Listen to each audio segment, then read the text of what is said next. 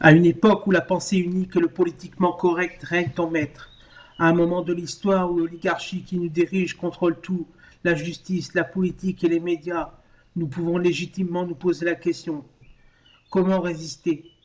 Le système paraît indestructible. Il contrôle les grands partis politiques tout en empêchant les plus petits d'être connus du public. La justice ne fait qu'appliquer les lois décidées par les politiciens. Et les médias enseignent aux citoyens à manipuler ce qui est bien et mal. Dès qu'un mouvement militant adopte une ligne idéologique un tant soit peu trop radicale et véritablement anti-système, il est tout de suite diabolisé par les médias.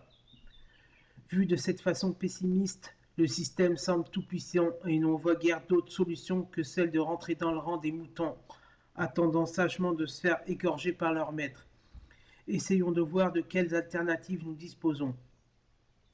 De plus en plus de personnes sont conscientes que le monde ne tourne pas rond, mais ne voient pas avec exactitude ce qui en est la cause. Résister au système, c'est offrir une alternative à ces personnes. La première tâche du résistant consiste à s'informer et à réfléchir sur l'état actuel du monde et sur les causes qui ont fait du monde ce qui est aujourd'hui. Ensuite, il s'agit de documenter la population.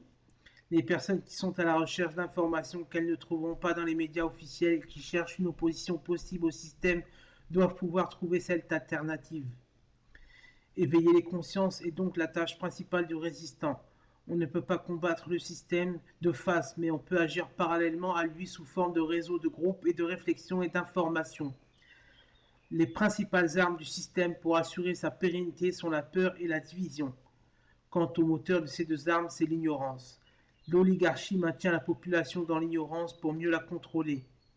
Car cette oligarchie est nécessairement consciente des bases bancales du système et il ne faudrait pas que la masse ouvre les yeux, entraînant la fin des privilèges des oligarques.